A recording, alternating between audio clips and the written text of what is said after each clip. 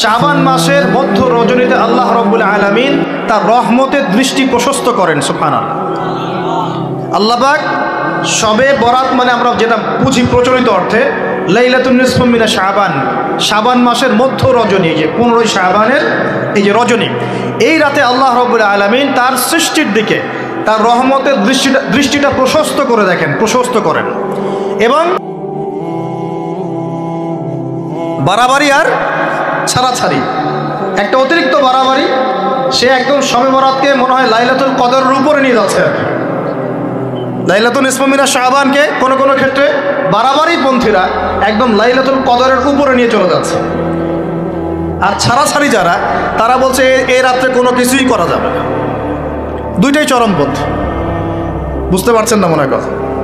একদল এটাকে নিয়ে এত বেশি বাড়াবাড়ি করছে যে এটাকে একদম লাইলাতুল কদরের উপরে নিয়ে চলে যাচ্ছে। আরেক দল দেখা যাচ্ছে এটাকে এমনভাবে পরিত্যাগ করছে না, এতে কিছুই করা যাবে না, একদম কোনো ফজিলতি নাই। এখন আসলে মধ্যম পন্থা কি, মাঝখানে আমরা কি করব তাও জানার দরকার আছে কি নাই? অনেক হাদিসের অনেক আলোচনা, প্রায় 40-50 পৃষ্ঠার বই, সব আলোচনা তো মাহফিলে করা সম্ভব না। আমি সারমর্মটুকু বলি। সারমর্ম কি? হাদিসের শবে বরাত নামে কোনো শব্দ নাই, এক নম্বর কথা। কি নাই ভাই? শবে বরাত নামে কোনো শব্দ নেই। আছে লাইলাতুন নিসফু মিনা শাবান, শাবান মাসের মধ্য রজনী, শাবান মাসের মধ্য রজনী। শাবান মাস কি? উত্তর, নবী সাল্লাল্লাহু আলাইহি ওয়াসাল্লাম রমজান মাসের পর যে মাসে রোজা রাখতে বেশি গুরুত্ব দিয়েছেন তার নাম শাবান। আমার সাথে বলেন, শাবান মাস কি? নবী সাল্লাল্লাহু আলাইহি ওয়াসাল্লাম রমজানের পরে যে মাসে রোজা রাখতে খুব বেশি গুরুত্ব দিয়েছেন তার নাম শাবান। আয়েশা রাদিয়াল্লাহু আনহা তিনি বলতেন যে শাবান মাস আসলে নবী সাল্লাল্লাহু আলাইহি ওয়াসাল্লাম এত বেশি বেশি রোজা রাখতেন যে মনে হতো তিনি রোজা ছাড়বেনই না, সারা মাস রেখে ফেলবেন। বেশি থেকে বেশি রোজা রাখতেন শাবান মাসে। প্রশ্ন হচ্ছে কেন? উত্তর, এমনিতে এই মাসটা বরকতময় এবং এই মাসে আল্লাহ পাক তার রহমতে বিপুল সংখ্যক মানুষকে জাহান্নাম থেকে মুক্তি দান করেন। সুবহানাল্লাহ। নবী সাল্লাল্লাহু আলাইহি ওয়াসাল্লাম এই মাসকে তাজিম করতেন। এই মাসের সম্মানার্থে, এই মাসে আল্লাহর রহমত বরকতের স্বার্থে নবী করিম সাল্লাল্লাহু আলাইহি ওয়াসাল্লাম এই মাসে বেশি বেশি রোজা রেখেছেন। সুন্নত কি শিখলাম? শাবান মাসে বেশি বেশি রোজা রাখা সুন্নত। একটা কি পেলাম ভাই? শাবান মাসে বেশি বেশি রোজা রাখা সুন্নত। আপনি যদি মুকিম হন, শরীর সুস্থ থাকে, মুসাফির না, আপনার সুস্থতা আছে, সব ঠিক আছে, আপনি চেষ্টা করবেন এই মাসে বেশি বেশি রোজা রাখার। পারা যাবে ইনশাআল্লাহ। এটা নবীর সুন্নত হবে। আরেকটা হাদিস মাথায় নিয়ে নেন, আজকে সারা ওয়াজ ভুলে গেলে এই ওয়াজটা বলেন না। কি হাদিস? নবীজি বলছেন, তোমাদের সামনে, হে আমার সাহাবীরা, তোমাদের সামনে এমন একটা যুগ আসছে, ওই যুগে আমার সুন্নতকে ধরে রাখাটা হাতের মধ্যে আগুন ধরে রাখার মতো হবে। আমি অনেক দিন এই লেকচারে এই হাদিসটা বলেছি। তোমাদের সামনে এমন একটা কঠিন যুগ আসছে, জামানা সবরিন, সবরের যুগ, কঠিন যুগ। ওই যুগে ঈমান ধরে রাখা, মানে আমার সুন্নতের উপর থাকা, হাতে আগুন ধরে রাখার মতো হবে। ওই যুগে যদি তোমরা আমার একটা সুন্নতকে জীবিত করতে পারো, সমাজে একটা সুন্নত মরে গেছে, ওটাকে আবার জীবিত করতে পারো, তাহলে 50 জন শহীদ সাহাবীর নেকি পাবে। হাদিসটা বুঝলেন? শুধু নেকি না, আপনি 50 জন শহীদ সাহাবীর নেকি পাবেন যখন চলমান সমাজে একটা সুন্নত মিটে গেছে, নাই, মানুষ আমল করছে না, কিন্তু আপনি সেটাকে জীবিত করলেন। পারা যাবে ইনশাআল্লাহ। একটা দেখাচ্ছি, যেমন সাহাবীদের যুগে মানুষ মসজিদে ঢুকলে কি করতো জানেন? আগে 2 রাকাত নামাজ পড়তো। কি করতো? মসজিদে ঢুকেই, ওযু অবস্থায় মসজিদে ঢুকেই তারা বসতেন না। আগে 2 রাকাত নামাজ পড়তেন, দুখুলুল মসজিদ বা তাহিয়াতুল মসজিদ, তারপরে বসতেন। আর নবীজি বলেছেন কিয়ামতের আগে আগে এই দুখুলুল মসজিদ, তাহিয়াতুল মসজিদ, এই নামাজটা উঠে যাবে। উঠে যাচ্ছে না আস্তে আস্তে। মসজিদে ঢুকলে মানুষ ধাপ করে বসে পড়ে, তাই না? মানুষ ভুলেই গেছে এটা সুন্নত। এখন আপনি যদি এই সুন্নতটাকে আবার জীবিত করতে পারেন, ইনশাআল্লাহ 50 জন শহীদ সাহাবীর নেকি পাবেন। সমাজে এখন দাড়ি শেভ করা ফ্যাশন হয়ে গেছে, বুঝছে না? অনেকে শেভ না করলে চাকরি দেয় না। শেভ না করলে কি হয় না? চাকরি পাওয়া যায় না। স্কুলে তো না, কলেজে গিয়ে পড়তে গেলে ক্লাস করতে দেয় না। দাঁড়িয়ে আছে, যাও সব করে আসো, তাই বলে। এখন সমাজ চলছে উল্টা। এখন যদি আপনি নবীর সুন্নতকে আবার জীবিত করতে পারেন, 50 জন শহীদ সাহাবীর নেকি পাবেন ইনশাআল্লাহ। রাতে ঘুমানোর সময় একটা সুন্নত আছে, 33 বার সুবহানাল্লাহ, 33 বার আলহামদুলিল্লাহ, 34 বার কি আল্লাহু আকবার। বহু মানুষই পড়ে না। আপনি যদি পড়তে পারেন ইনশাআল্লাহ আল্লাহ পাক আপনাকে রেখে দিন। সমাজে বহু মানুষ চুল একদম এখন মেসি রোনাল্ডো কাট, তাই না? মেসি কাট আর রোনাল্ডো কাট। আর আমি সিলেট অঞ্চলে দেখে আসছি একদম লন্ডন কাট, 2 পাশ ছিলে মাঝখানে চুল, লন্ডন থেকে শিখে আসছে। এখন চুলেরও কিন্তু সুন্নত আছে, আছে কি নাই? দাড়ির যেমন সুন্নত আছে, চুলের সুন্নত নাই। একদম সামন পিছন সমান করতে পারেন, অথবা যদি চুল নাই থাকে তাহলে চুল মাথা মুন্ডন করেও রাখতে পারেন। অনেক সাহাবীর মাথা মুন্ডিত ছিল। আবার অথবা কানের লতি পর্যন্ত বা কাঁধ বাবড়ি রাখতে পারেন।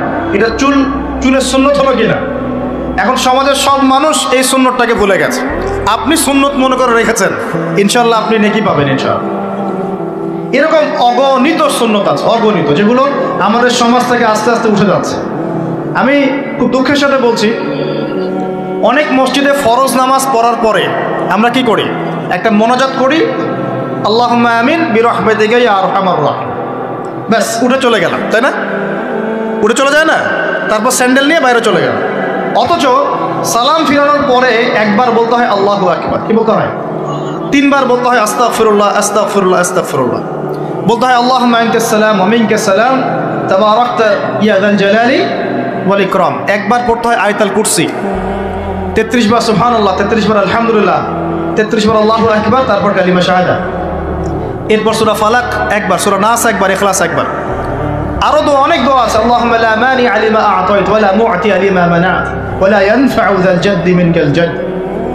পড়তে হয় আল্লাহুম্মা ইন্নী আউযু বিকা মিনাল হাম্মি ওয়াল হাযান ওয়াল আজজি ওয়াল কাসালি ওয়াল বুখলি ওয়াল জুবন ওয়া দালা'id দাইন ওয়া গালাবাতির রিজাল। পড়তে হয় আল্লাহুম্মা আ'ইন্নী আলা যিকরিকা ওয়া শুকরিকা ওয়া হুসনি ইবাদাতিক। আরো অনেক দোয়া আছে। দেখেন তো, মোনাজাত করেন, আমি তো না করছি না, আমি তর্ক করতে আসি না এখানে, এটা নিয়ে আমি ঝগড়া করতে আসি, কিন্তু এই সুন্নতটা যে উঠে গেল, মোনাজাতটা করে যে মসজিদ থেকে বের হয়ে চলে গেলেন, এই সুন্নতটার উপর আমল কে করবেন? সুন্নত উঠে গেল না? আপনি যদি বসে এখন সুন্নতটা প্রতিষ্ঠা করেন, 50 জন শহীদ সাহাবীর নেকি পাবেন ইনশাআল্লাহ। এগুলো তো গেল আমলিয়াত। সমাজ চলছে সুদের উপরে, আপনি যদি হালাল অর্থনীতি প্রবর্তন করতে পারেন তাহলে কত নেকি পাবেন? সমাজ চলছে জেনায়, আপনি এখন পর্দা প্রতিষ্ঠা করলেন তাহলে কত নেকি পাবেন? সমাজে চলছে দুর্নীতি, আপনি এখন আমানতদারিতা ইনসাফ প্রতিষ্ঠা করলেন, কত নাকি পাবেন? সমাজে চলছে শয়তানি, সব শয়তানি, কি চলছে? শয়তানি। এখন আপনি আল্লাহ রাব্বুল আলামিনের ওহী প্রতিষ্ঠা করলেন, কত নাকি পাবেন? নিঃসন্দেহে আর অনেক বেশি নাকি পাবেন। আল্লাহ পাক আমাদেরকে সেই লক্ষ্যে কাজ করার তৌফিক দান করুন। প্রিয় ভাইরা, যে কথা বলতে এখানে আসলাম, এক বাড়াবাড়ি এই মাসে নবীজি বেশি বেশি রোজা রাখেন। তাহলে আমরা কি করবো এই মাসে ভাই? 1 নম্বর কাজ, বেশি বেশি রোজা রাখার চেষ্টা করবো ইনশাআল্লাহ, আল্লাহ তৌফিক দান করবেন। এবার আরেকটা পয়েন্ট বলি, সামনে রমাদান মাস। রমজান মাস আসলে আমরা মাশাআল্লাহ পরিপূর্ণ মুসলিম হওয়ার চেষ্টা করি, কিন্তু সারা বছর এটা ধরে রাখতে পারি না। রমজান মাসে যে নামাজ পড়ে না সেও মসজিদে যায়। দেখা যায় যে জুমার নামাজও পড়ে না, ও তারাবির নামাজ পড়তে যায়, যায় কি না? ওই দিন গিয়ে বলে এসি দেন, ইমাম সাহেব এসি অন করেন, তাই না? সারা বছর তো আসে তাই। ওই দিন গিয়ে ইমাম সাহেব এসি বন্ধ কেন? এই মুয়াজ্জিন সাহেব ফ্যান দেন। তখন ওখানে গিয়ে মানে কি বলবো, হ্যাঁ মাতব্বরি করে আর কি। যাক, তারপরেও যে মসজিদে আসছে আমরা দোয়া করি আল্লাহ হেদায়েত দান করুন। আমরা তো কাউকে পিছনে ফিরাই দিব না, দিব? এখন রমজান মাস আসলে আমরা মাশাআল্লাহ রোজা রাখি, মানুষকে ইফতার করাই, দান সদকা করি, আমরা যাকাত দেই, তারাবি পড়ি, কোরআন তেলাওয়াত করি, আমরা মাশাআল্লাহ অনেক আমল করি। এই আমলগুলো কি একবারে ধাপাস করে ধরে ফেলা সম্ভব না? একটা আস্তে আস্তে ট্রেনিং প্রসেস লাগে। একটা ফ্যান চালু করলে ফ্যানটা কি শুরুতেই ধাপাস করে ঘুরতে শুরু করবে, নাকি আস্তে স্লোলি সে মোমেন্টাম ধরবে? কোনটা? আস্তে আস্তে সে গতি পাবে না, ধীরে ধীরে গতি পাবে। ঠিক শাবান মাসে এত বেশি রোজা রাখা, ইবাদত করার অর্থ কি? যাতে রমজান মাসে আপনি পরিপূর্ণ ইবাদত করতে পারেন। বুঝতে পারছেন কথা? রমজানে গিয়ে তো শুরুতেই সব ইবাদত ধরে ফেলা সম্ভব হবে না। মনে করেন আগামীকাল পহেলা রমজান, আজকে থেকে আপনি সবে বদর একসাথে করতে পারবেন? তখন গিয়ে আপনি বেগ পেতে হবে। কিন্তু একটা মাস আগে থেকে যদি ট্রেনিং নেন, ইনশাআল্লাহ রমজান মাসে ইজি হয়ে যাবে। এটা একটা কারণ নবী সাল্লাল্লাহু আলাইহি ওয়াসাল্লাম শাবান মাসে বেশি বেশি রোজা রাখতেন, আমল করতেন। আল্লাহ পাক আমাদের সবাইকে শাবান মাসে বেশি বেশি আমল করার তৌফিক দান, যাতে রমজান মাসে গিয়ে আমরা সুবিধা পাই, রমজান মাসের হকটা আদায় করতে পারি। এবার এই মাসে নবী সাল্লাল্লাহু আলাইহি ওয়াসাল্লাম কি বলেছেন একটা হাদিস থেকে আগে বুঝি। এই হাদিসটা সহ অনেক হাদিসে এই একই রকম কথা এসেছে এবং এই হাদিসটা বিশুদ্ধ। এটাকে অস্বীকার করলে হাদিস অস্বীকারী হয়ে যাবে। বাড়াবাড়ি গ্রুপ, ছাড়াছাড়ি গ্রুপ, উভয়ের জন্যই নসিহত। নবী সাল্লাল্লাহু আলাইহি ওয়াসাল্লাম বলেছেন, ইন্নাল্লাহ তাআলা, নিশ্চয় আল্লাহ রাব্বুল আলামিন, লা ইয়াত্তালিউ ফি লাইলাতিন নিসফি মিন শাবান, শাবান মাসের মধ্য রজনীতে আল্লাহ রাব্বুল আলামিন তার রহমতের দৃষ্টি প্রশস্ত করেন। সুবহানাল্লাহ। আল্লাহ পাক শবে বরাত মানে আমরা যেটা বুঝি প্রচলিত অর্থে, লাইলাতুন নিসফি মিন শাবান, শাবান মাসের মধ্য রজনী, যে 15 শাবানের এই যে রজনী, এই রাতে আল্লাহ রাব্বুল আলামিন তার সৃষ্টির দিকে তার রহমতের দৃষ্টিটা প্রশস্ত করে দেখেন, প্রশস্ত করেন। এবং ওয়াগফিরু লিজামিই খালকিহি, আল্লাহ পাক তার সমস্ত সৃষ্টিকে মাফ করে দেন। আল্লাহ পাক কি করেন? তার সমস্ত সৃষ্টিকে কি করেন? মাফ করে দেন। কথাটা ভালো করে বোঝেন। আল্লাহ পাক তার সমস্ত সৃষ্টিকে মাফ করে দেন, ইল্লা, তাদেরকে ব্যতীত। এক, ইল্লা লিমুশরিকিন, এক নাম্বার যে ব্যক্তি মুশরিক, যে শিরক করে আল্লাহর সাথে, যে আল্লাহর সাথে শিরক করে। আর দুই, মুশাহিনিন, যে ব্যক্তি অন্তরে মানুষের সাথে বিদ্বেষ পোষণ করে, হিংসা বিদ্বেষ মনে আছে এরকম ব্যক্তি, এবং মনের মধ্যে শিরক আছে, শিরকি আকীদা, মুশরিক, এই দুই শ্রেণীর মানুষ ছাড়া আল্লাহ পাক সমস্ত মানুষকে মাফ করবেন। তাহলে এই রাতের ফজিলত প্রমাণ হলো কিনা? রাতের ফজিলতটা প্রমাণ হলো কিনা? আচ্ছা, এখন এর ব্যাকআপ আরো অনেকগুলো হাদিস আছে। ওই সবগুলো হাদিসকে একত্রিত করলে এমনই কনক্লুশন আসে। এছাড়াও আরও কিছু দুর্বল হাদিস আছে, এগুলো দুর্বল, সনদগতভাবে অন্যান্যভাবে দুর্বল। ওখানে আরও কিছু পয়েন্ট পাওয়া যায় যে আর কাকে কাকে আল্লাহ পাক মাফ করেন না। সবাইকে তো মাফ করেন, আর কাকে কাকে করেন না। এই হাদিসে দুটো পেয়েছি, এটা একদম অকাট্য। এটা হলো মুশরিক, আল্লাহ পাক মাফ করেন না। দুই, যে অন্তরে হিংসা বিদ্বেষ পোষণ করে, হিংসা বিদ্বেষ আছে, এদেরকে আল্লাহ মাফ করেন না। আরও কিছু দুর্বল বর্ণনা থেকে পাওয়া যায়, এটা দুর্বল বর্ণনা, কিন্তু জেনে রাখতে তো সমস্যা নাই। সমস্যা আছে? আর পাপ তো পাপি, দুর্বল হাদিসে আসুক আর কঠিন হাদিসে আসুক, পাপ তো পাপি নাকি? পাপ ছাড়তে কোনো সমস্যা আছে? তো তৃতীয় এক শ্রেণীর নাম পাওয়া যায়, যারা হচ্ছে আত্মহননকারী, নিজেরা নিজেদেরকে আত্মহত্যা করেছে, এদেরকে আল্লাহ মাফ করেন। আত্মহনন বোঝেন কিনা? আত্মহত্যা যারা করে, আত্মহনন, এটা একটা শ্রেণী পাওয়া যায়। 4 নম্বর একটা পাওয়া যায় আত্মীয়তার সম্পর্ক ছিন্নকারী, আত্মীয়তার সম্পর্ক ছিন্নকারী। 5 নম্বর একটা পাওয়া যায়, সেটা হলো মাদক দ্রব্য সেবনকারী। মাদক দ্রব্য সেবনকারী, যুবকরা খুব ভালো করে শোনো, মাদক দ্রব্য সেবনকারী আল্লাহ সবাইকে মাফ করেন, মাফ করছেন না।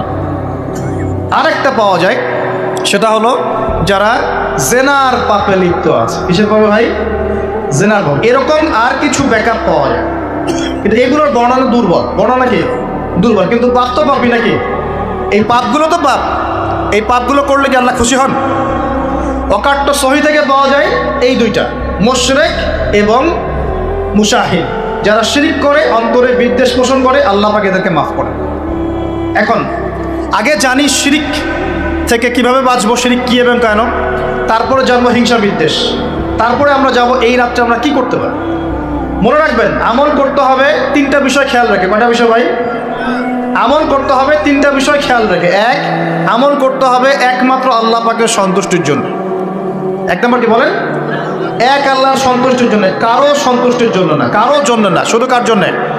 দলিল হচ্ছে ইন্নাস সালাতি ওয়া নুসুকি ওয়া মাহইয়ায়া ওয়া মামাতি লিল্লাহি রাব্বিল আলামিন ফাসাল্লি লিরাব্বিকা ওয়ানহার।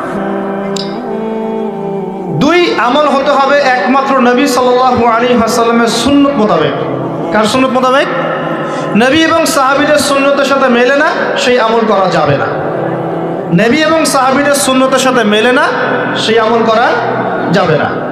3 নাম, আমলটা যত সুন্দরই মনে হোক, আমলটা যত সুন্দরই মনে হোক আর যত মানুষই করুক, যত মজাদার মনে হোক না কেন, নবী করেন নাই, সাহাবীদের থেকে প্রমাণ নাই, আমল করব না। করলে বেদাত হয়ে যাবে। কি হবে? বেদাত হয়ে যাবে। আর 3 নাম্বার হচ্ছে আমলগুলো করার আগে অবশ্যই আপনার রিজিকটাকে হালাল করতে হবে। কি করতে ভাই? ব্যাস এই 3টা শর্ত পূরণ করে আমল করলে ইনশাআল্লাহ তাআলা আমরা জান্নাতে যাবো ইনশাআল্লাহ। আমরা আশাবাদী আল্লাহ পাক আমাদেরকে জান্নাত দিবেন ইনশাআল্লাহ। আল্লাহ পাক এক রাতে রহম করে সমস্ত মাখলুক সৃষ্টিকে মাফ করে দিচ্ছেন, শুধু শিরক এবং হিংসার বিদ্বেষ পোষণকারীকে মাফ করছেন না। বুঝতে হবে এই পাপ দুটো কত কঠিন। এবার আসেন প্রথমে একটু শিরক নিয়ে কথা বলি, তারপরে মুশাহিন নিয়ে কথা বলি। ধৈর্য ধরবেন তো নাকি? দেরি হচ্ছে? সবর করেন। এখন প্রথমে জানি শিরক কি এবং কেন। শিরক হচ্ছে এমন একটা পাপ, যেই পাপ আমল নামায় থাকলে পরে বিনা তওবায় যদি সেই ব্যক্তি মারা যায়, আল্লাহ পাক তাকে মাফ করবেন না। ভালো করে শোনেন, শিরক এমন একটা পাপ, যে পাপ যদি আমল নামায় থেকে যায়, বিনা তওবায় সে মারা যায়, শিরকের পাপ নিয়ে আল্লাহর সামনে দাঁড়ায়, আল্লাহ তাকে মাফ করবেন না। দলিল সূরা নিসা, আল্লাহ পাক বলছেন ইন্নাল্লাহা লা ইয়াগফিরু আন ইউশরাকা বিহি ওয়া ইয়াগফিরু মা দুনা যালিকা লিমান ইয়াশা। আল্লাহ পাক তার সাথে শিরকের গুনাহ মাফ করবেন না, এছাড়া যে কোনো গুনাহ যাকে ইচ্ছা মাফ করবেন। বুঝাচ্ছি, মনে করেন একজন ব্যক্তি জেনা করেছে, কথার কথা নাউজুবিল্লাহ, একজন ব্যক্তি জেনা করেছে বা মিথ্যা কথা বলেছে বা ধরেন মদ খেয়েছে ইত্যাদি। এখন সে তওবা করলে তো মাফ পেতই, তওবা করলে মাফ হতো না? তওবা করলে মাফ তো পেতই। মনে করেন তওবা না করেই মারা গেছে, আল্লাহ পাক চাইলে কিয়ামতের মাঠে এই পাপও বিনা তওবাতেই মাফ করতে পারে। কথা বুঝতে পারছেন? বুঝতে পারছেন না মনে হয়।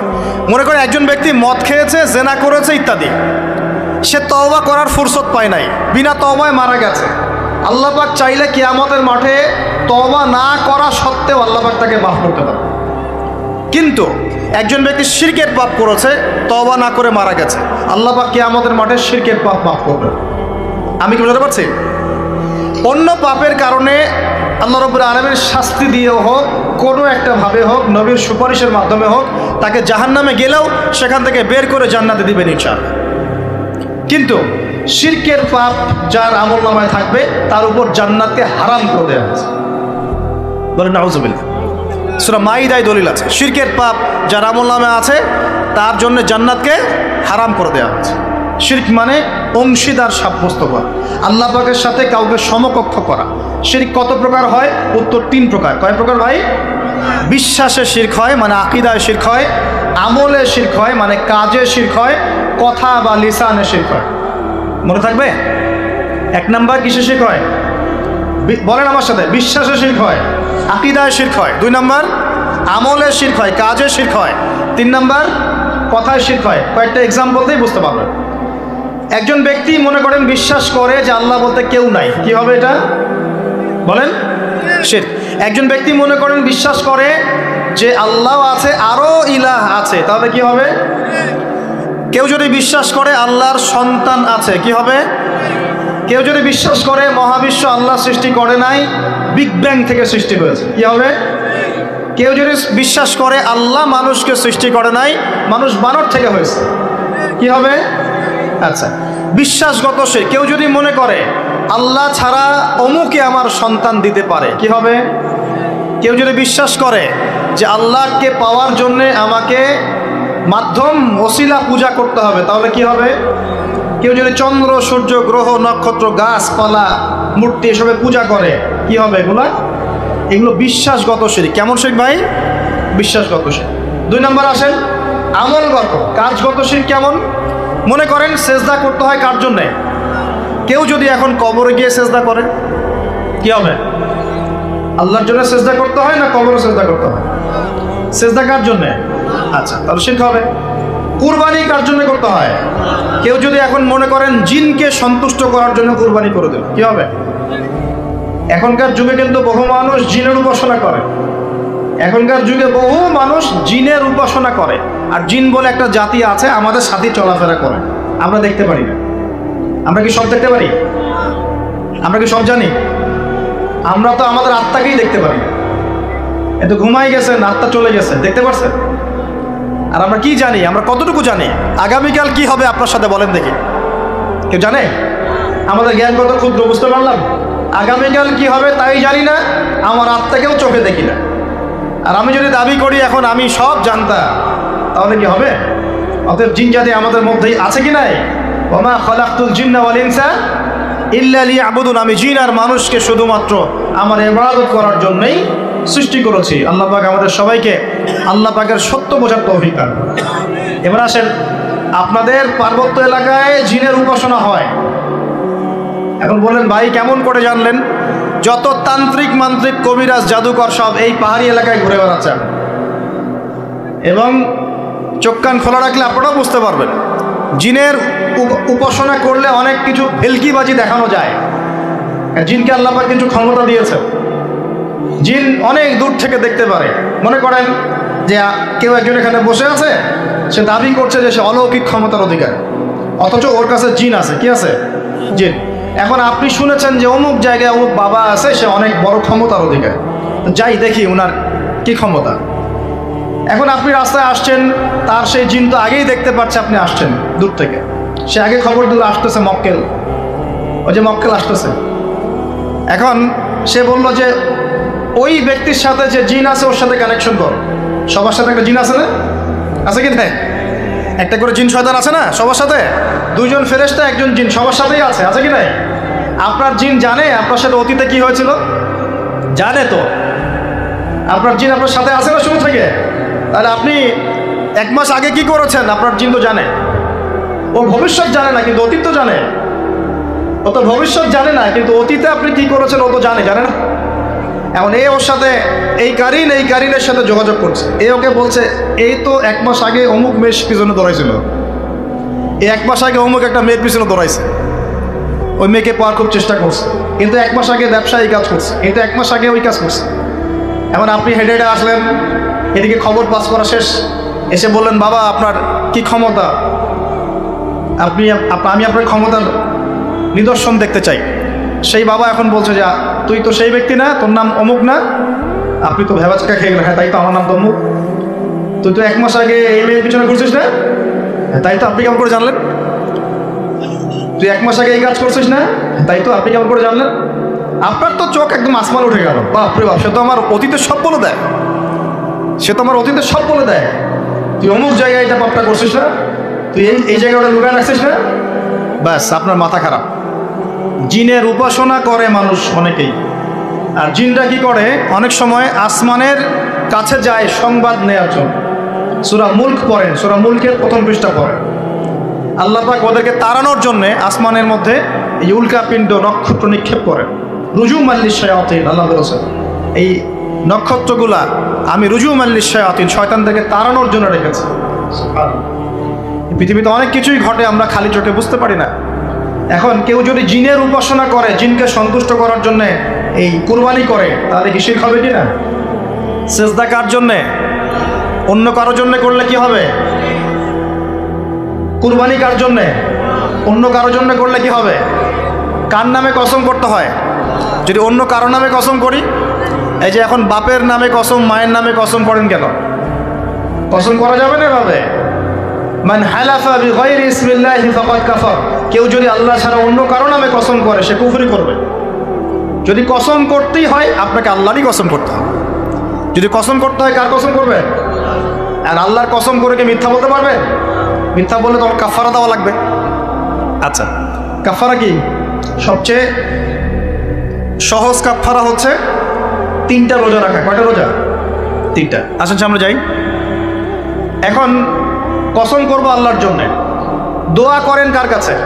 দোয়া কার জন্যে?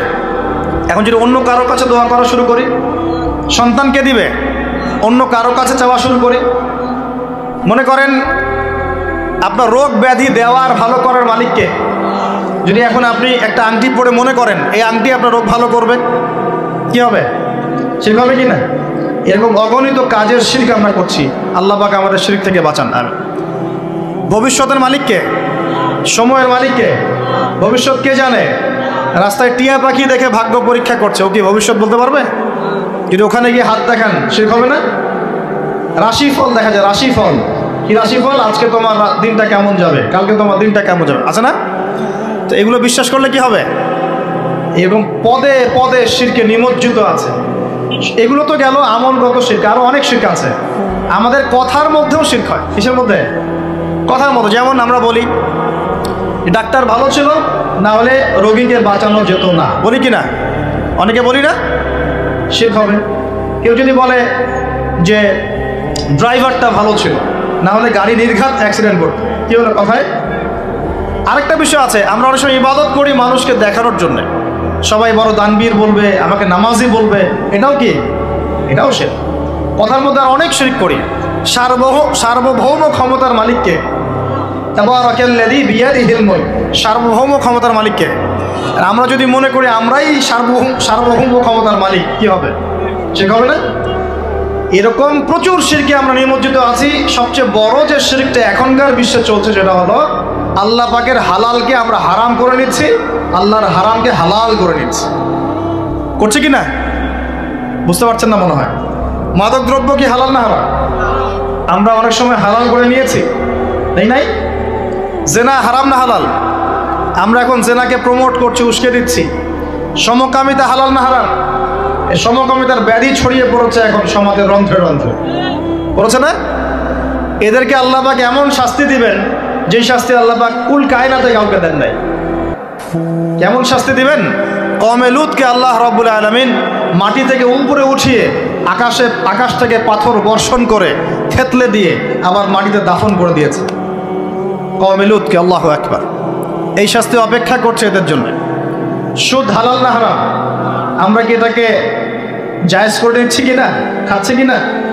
এই বিশ্বের সবচেয়ে বড় একটা সমস্যা চলছে, আল্লাহ পাকের হারামকে আমরা হালাল করছি, হালালকে হারাম করিনি, এটাও শিরক। এখন আল্লাহ পাক যে বলছেন সবাইকে মাফ করে দিবেন আল্লাহ পাক, শিরক যে করে তাকে মাফ করবেন না। এখন বলেন কত পার্সেন্ট মানুষ মাফ পাবে? এই পাপগুলো কত মানুষ করছে? সবাই করছে না? মোটামুটি সবাই মোটামুটি শিরক করছে। আমরা আল্লাহ পাক আমরা সবাইকে শিরকের পাপ থেকে বাঁচিয়ে রাখেন। এর পাশে একটা শিরক আছে রিয়া বা গোপন শিরক, লোক দেখানো আমল, এটাও গোপন শিরক। আর এক শ্রেণী। আচ্ছা, এখানে একটা কথা বলে রাখি, এই শিরকগুলো থেকে বেঁচে থাকলে কি হবে? শিরক থেকে বেঁচে থাকলে আপনার আমল নামায় যদি আসমান জমিন সমান গোনাও থাকে, আল্লাহ পাক সমস্ত গোনা মাফ করে দিবেন ইনশাআল্লাহ। মনে করেন একজন ব্যক্তির আমল নামায় জেনা, সুদ, ঘুষ, হাবি জাবি দুনিয়ার পাপ দিয়ে ভর্তি, কিন্তু কোনো একটা কারণে বা কোনো একভাবে তার আমল নামায় শিরকের কোনো গোনা নাই, শিরক করে নাই, ইনশাআল্লাহ তাআলা কোনো না কোনো ওসিলায় হলে আল্লাহ পাক তাকে কিয়ামতের মাঠে মাফ করে দিবেন ইনশাআল্লাহ। একটা হাদিস বললেই যথেষ্ট হবে, তারপরে সামনে যাব। রাসূল সাল্লাল্লাহু আলাইহি ওয়াসাল্লামকে আল্লাহ পাক মেরাজের রাতে ওয়াদা করেছেন। কোন রাতে ভাই?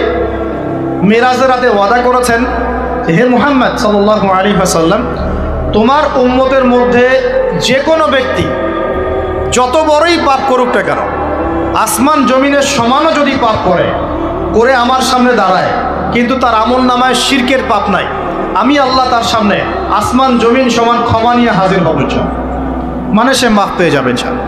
অতএব শিরক মুক্ত আমল করতে পারলে ইনশাআল্লাহ এই নিসফু মিনা শাবান, লাইলাতুন নিসফি মিনা শাবান, এই শবে বরাত যেটা আপনারা বলছেন, এই রাতে আল্লাহ পাকের ক্ষমা আমরা পেয়ে যাব ইনশাআল্লাহ। শিরক মুক্ত আমল করতে পারলেই ক্ষমা হবে ইনশাআল্লাহ। আল্লাহ পাক আমাদের সবাইকে শিরক থেকে বেঁচে থাকার তৌফিক দান করুন। এই শিরক সম্পর্কে বিস্তারিত জানার জন্য শিরক কি ও কেন, কিতাব ও তাওহীদ, তারপরে কোরআন সুন্নাহর আলোকে ইসলামী আকীদা, এই বইগুলো পড়াশোনা করেন, ইনশাআল্লাহ জানতে পারবেন। আর এক শ্রেণী মানুষকে আল্লাহ পাক মাফ করবেন না। এরা কারা? মুশাহিন। মুশাহিন মানে কি? যারা একে অপরের সাথে হিংসা বিদ্বেষ পোষণ করে। এখন বলেন দেখি, হিংসা বিদ্বেষ পোষণ করেন এমন মানুষ আছে এখন? বলেন দেখি। রাজনৈতিক অঙ্গনে একজন একজনের সাথে হিংসা করছে কিনা? সামাজিক নেতৃত্ব নিয়ে একজন আরেকজনের সাথে হিংসা করছে কিনা? পরিবারের মধ্যেও একজন একজনের সাথে হিংসা করছে কিনা? ভাই একজন একজনের সাথে হিংসা করছে কিনা? আলেম একজন একজনের সাথে হিংসা করছে কিনা?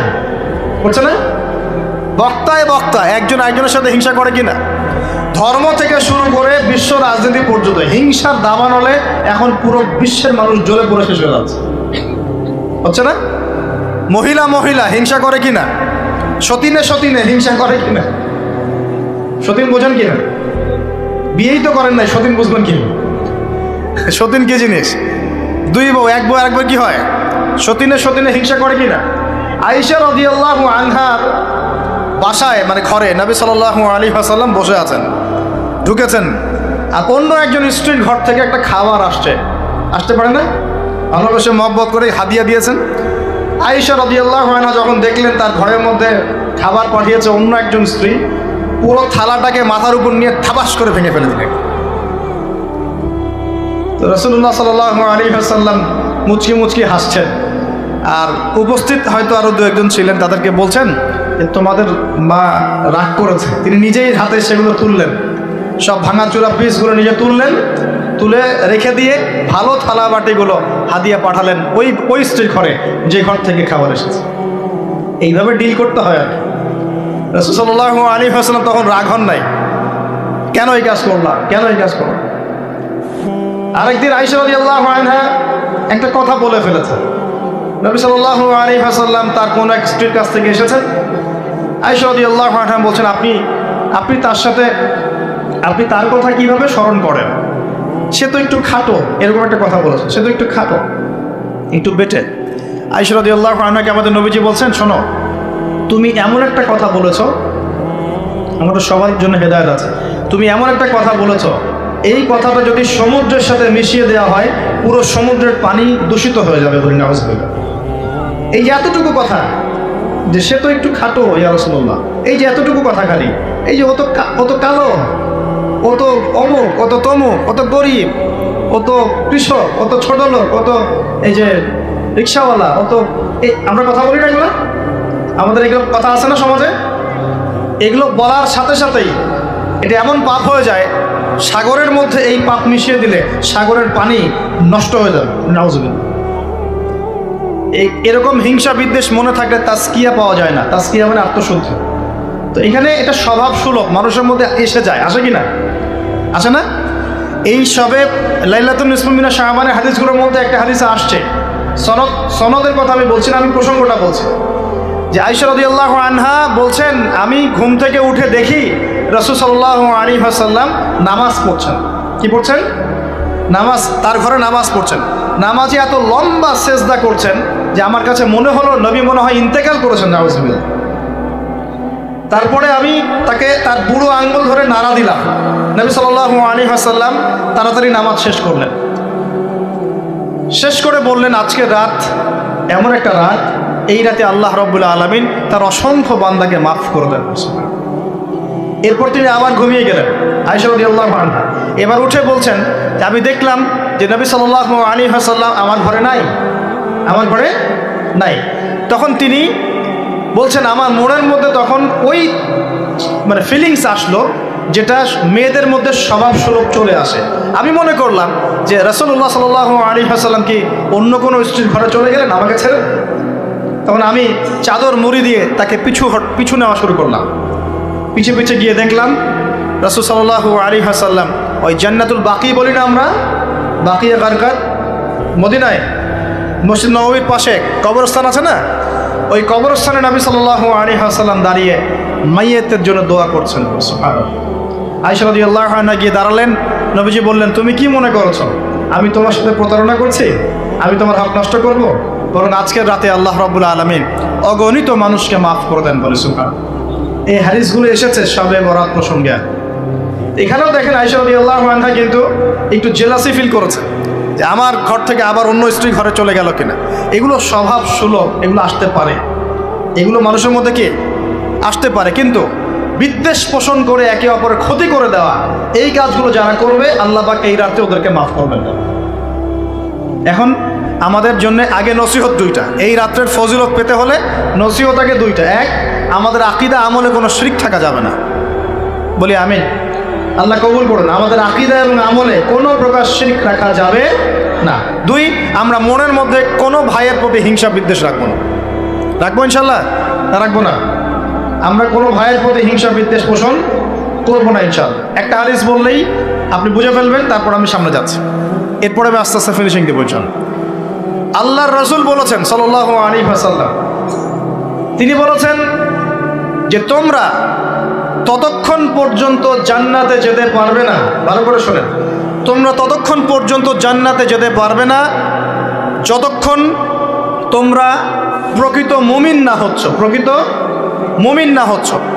আর তোমরা ততক্ষণ পর্যন্ত প্রকৃত মুমিন হতে পারবে না যতক্ষণ পর্যন্ত না পরস্পরকে ভালো না বাসছ, পরস্পরকে ভালো না বাসছ। এই ভালোবাসা আবার বয়ফ্রেন্ড গার্লফ্রেন্ড ভালোবাসা না, দিনই ক্ষেত্রে ভালোবাসা। আর আমি কি তোমাদেরকে জানিয়ে দেব কি করলে তোমরা পরস্পরকে ভালোবাসতে পারবে? সাহাবীরা বলছেন, অবশ্যই বলুন ইয়া রাসূলুল্লাহ। নবীজি বলছেন, তোমরা একে অপরকে সালাম দেওয়ার অভ্যাস করো, ইনশাআল্লাহ তোমরা একে অপরকে ভালোবাসতে পারো। ইসলামের সৌন্দর্য দুটা, কয়টা ভাই?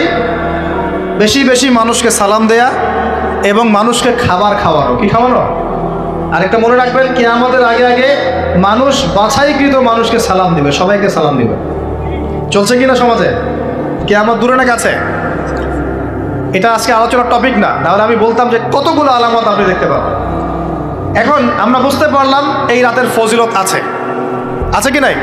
এই রাতের ফজিলত কি? আল্লাহ পাক এই রাতে অগণিত বান্দাকে মাফ করে দিবেন ইনশাআল্লাহ। তবে কোন কোন মানুষকে মাফ করবেন না? এক নম্বর, যারা মুশরিক বা শিরক করে, হ্যাঁ, একে অপরের প্রতি কি বলেন, মুশাহিন, বিদ্বেষ, হিংসা বিদ্বেষ পোষণ করে, এই দুই শ্রেণীর মানুষের অন্তর্ভুক্ত হওয়া থেকে আল্লাহ আমাদেরকে বাঁচাক, আমিন। এরপরে দুর্বল হাদিসগুলো বা যেগুলো একদম দুর্বল সনদের, সেগুলোর মধ্যে অতিরিক্ত এসেছে আত্মীয়তার সম্পর্ক ছিন্ন করলে মাপ পাচ্ছে না, আত্মহত্যা করলে মাপ পাচ্ছে না, জেনা করলে মাপ পাচ্ছে না, মাদকদ্রব্য সেবন করলে মাপ পাচ্ছে না। এই পাপগুলো থেকেও আল্লাহ পাক আমাদেরকে বাঁচিয়ে রাখুন বলিয়া। এখন কিভাবে এই রাতে আমরা ইবাদত করব জানার দরকার কিনা? তার আগে ইবাদত কবুলের কয় শর্ত বলেছে? 3। আল্লাহর সন্তুষ্টির জন্য হতে হবে, নবীর সুন্নাহ মাফিক হতে হবে, এবং 3 নম্বর হচ্ছে হালাল রিজিক থাকতে হবে, হারাম খেয়ে ইবাদত করা যাবে না। এখন আসেন, কোনো হাদিসের মধ্যে স্পেসিফিকলি বলা নাই যে এই রাতে এই এই এই এই ইবাদত করতে হবে, কোনো হাদিসের মধ্যে পাওয়া যায়। কথা বলার চেষ্টা করো। যেমন লাইলাতুল কদর সম্পর্কে বলা হচ্ছে না, যে লাইলাতুল কদরে যারা কিয়াম করবে, হ্যাঁ, রাত দিনে সিয়াম রাখবে, রাতে কিয়াম করবে, কোরআন তেলাওয়াত করবে, কোরআন দিয়ে কিয়াম করবে, আল্লাহ ওদেরকে মাফ করে দিবেন। এটা আমল দেওয়া আছে। লাইলাতুল কদরে নবী সাল্লাল্লাহু আলাইহি ওয়াসাল্লাম যা করতেন সেগুলোর মধ্যে আমল দেওয়া আছে। এই নিসফু মিনাশ শাবানের মধ্যে স্পেসিফিকলি এভাবে হাদিসের মধ্যে উল্লেখ করা নাই এই এই এই এই আমলগুলো করো। এটা খুঁজে খুঁজে আমাদেরকে বের করতে হয়। খুঁজে খুঁজে কেমন? নবী সাল্লাল্লাহু আলাইহি ওয়াসাল্লাম দোয়া করছিলেন মৃতদের জন্য, করছিলেন না? তাহলে এটা একটা আমল পাওয়া গেল। নবী সাল্লাল্লাহু আলাইহি ওয়াসাল্লাম নামাজে ছিলেন সেজদারত অবস্থায়, ওই যে আয়েশা রাদিয়াল্লাহু আনহা টোকা দিলেন, দিয়ে বললেন আমি ভাবছিলাম তার ইন্তেকাল হয়ে গেছে কিনা, তার মানে বুঝলাম যে আপনি নামাজ পড়তে পারেন। এরপরে আল্লাহ পাকের কাছে ক্ষমা চাইতে পারেন, কারণ এই মাসে আল্লাহ পাক আপনাকে এই রাতে আল্লাহ আপনাকে ক্ষমা করবেন, এই রাতে আল্লাহ ক্ষমা করবেন। এখন এটাকে বলা হয় প্রশস্ততা। ব্যক্তিগতভাবে এখানে আপনাকে প্রশস্ত এখতিয়ার দেওয়া হয়েছে। ব্যক্তিগতভাবে আপনাকে আল্লাহ পাক তার রাসূলের মাধ্যমে এই শরীয়তে এই রাতের আমলের জন্য একটা প্রশস্ত এখতিয়ার দিয়েছেন। আপনি রাসূল সাল্লাল্লাহু আলাইহি ওয়াসাল্লামের সুন্নাহ মাফিক যে কোনো ভালো কাজ করতে পারেন, কিন্তু নির্দিষ্ট করে আপনাকে দেওয়া হয় নাই যে আপনাকে 100 রাকাতই পড়তে হবে, আপনাকে 200 রাকাতই পড়তে হবে, আপনাকে 10 রাকাতই পড়তে হবে, আপনাকে 1 খতমই দিতে হবে, এরকম নির্দিষ্ট করে আপনাকে কিছু দেওয়া হয়। আপনি এখন চাইলে সুন্দর করে ওযু করলেন, ওযু করে মাশাআল্লাহ আতর খুশবু ব্যবহার করতে পারেন, করে সুন্দর জামা পরলেন, পরে আপনি আল্লাহর স্মরণে নামাজ আদায় করলেন। এখন ফরজ নামাজ আগে না নফল আগে? ফরজ আগে না নফল আগে? এই আমলগুলো ফরজ না নফল? এগুলো নফল। আগে তো ফরজ পড়তে হবে নাকি? 5 ওয়াক্ত ফরজ নামাজ তো আগে, তারপরে আপনি নফলে আসেন। আমাদের জীবনে কোনটার গুরুত্ব সবচেয়ে বেশি? ফরজ ঠিক না থাকলে নফল দিয়ে কাজ হবে? তো ফরজ ঠিক করার পরে আপনি এখন অতিরিক্ত আমল করার চেষ্টা করছেন, সুন্দর কাপড় চোপড় পরেছেন, আপনি মাশাআল্লাহ পবিত্র হয়েছেন, আতর খুশবু ব্যবহার করেছেন, আপনি নীরবে নিভৃতে আল্লাহকে ডাকছেন নামাজের মধ্য দিয়ে, লম্বা করে সুন্দর করে নামাজ পড়ছেন, আপনি একটু কোরআন তেলাওয়াত করছেন, আলহামদুলিল্লাহ। আপনি এই রাতে মৃতদের জন্য দোয়া করলেন, নিজের জন্য দোয়া করলেন, পরিবারের জন্য দোয়া করলেন, আপনি তাসবিহ তাহলিল করলেন, যদি আপনাকে আল্লাহ সামর্থ্য দেন আপনি কিছু দান সাদাকা করেছেন, আপনি বিভিন্ন রকম ভালো কাজে আপনি নিজেকে মানে এঙ্গেজ রাখতে পারেন, নিজেকে বিভিন্ন ভালো কাজে আপনি নিজেকে সম্পৃক্ত রাখতে পারেন। এভাবে আপনি রাতটাকে একটা উৎসাহে পার করতে পারেন। কিন্তু আমরা যে ঘটা করে অনেকগুলো কাজ করি না, ঘটা করে হালুয়া রুটি সামাই টামাই এই সেই আলোকসজ্জা অমুক তমুক দল বেঁধে কবরস্থান, এই আমলগুলো নবী এবং সাহাবীরা থেকে প্রমাণ হয়। আমি বুঝতে পারছি, আমল করতে আপনাকে নিষেধ করা হয় নাই, কিন্তু বাড়াবাড়ি করবেন না, ছাড়াছাড়ি করবেন। মধ্যমপন্থী থাকেন, ব্যক্তিগতভাবে আপনি আপনার মতো করে আমল করতে পারেন। আপনাকে ইখতিয়ার প্রশস্ততা দেওয়া হয়েছে। আপনি একটু নামাজ পড়েন, একটু তেলাওয়াত করেন, একটু জিকির করেন, দোয়া করেন, আপনি আল্লাহর কাছে চেয়ে নেন। আরেকটা হাদিস আছে, এই রাতে আল্লাহ রাব্বুল আলামিন প্রথম আসমানে নেমে আসেন। সুবহানাল্লাহ। আল্লাহ পাক কেমন করে নেমে আসেন এটা আমাদের ব্যাখ্যার বাইরে, আর এটা সত্তাগতভাবে না, আল্লাহ পাকের রহমান নেমে আসেন। আল্লাহ পাক আহ্বান করতে থাকেন, কে আছে আমার কাছে কিছু চাইবে আমি তাকে দিব, কে আছো আমার কাছে ক্ষমা চাইবে আমি মাফ করে দিব, কে আছো আমাকে ডাকবে আমি তার ডাকে সাড়া দিব। সুবহানাল্লাহ। আল্লাহ পাক এই পুরো রাত বলতে থাকে। আরেকটা কথা মনে রাখবেন, এভাবে কিন্তু আল্লাহ পাক প্রত্যেক রাতেই বলতে থাকেন, শুধু এই একটা রাতেই নয়, প্রত্যেক রাতেই আল্লাহ পাক বলতে থাকেন। কিন্তু এই রাতে স্পেশালি আল্লাহ পাক অগণিত মানুষকে মাফ করে দেবেন ইনশাআল্লাহ। তা আমরা আল্লাহর কাছে দোয়া করি, আল্লাহ পাক আমাদের সবাইকে যেন সুস্থতার সাথে শাবান মাসে বেশি বেশি রোজা রাখার তৌফিক দান করুন, এবং যে আমলগুলো সুন্নাহসম্মত, এই সুন্নাহসম্মত আমলগুলো আল্লাহ আমাদের করার তৌফিক দান। বাড়াবাড়ি পর্যায়ে চলে যাবেন না, একবার ছাড়াছাড়ি পর্যায়ে চলে যাবেন। মধ্যমপন্থী থাকে, রাতের ফজিলতটাকে আল্লাহর কাছে চেয়ে নেন, এবং আল্লাহর কাছে মাফ পাওয়ার জন্য যে পাপগুলোকে ছাড়তে হবে, যেমন শিরক, হিংসা বিদ্বেষ ইত্যাদি ইত্যাদি, এই পাপগুলোকে ছেড়ে দিয়ে আল্লাহর কাছে নিজেকে প্রমাণ করার চেষ্টা করি। আল্লাহ পাক আমাদের সবাইকে তৌফিক দান করুন, বলি আমিন। আকুলু কওলি হাযা আস্তাগফিরুল্লাহ লি ওয়া লাকুম ওয়া লিসাইরিল মুসলিমিন। বারাকাল্লাহু লানা ওয়া লাকুম বিল আয়াতিল হাকীম।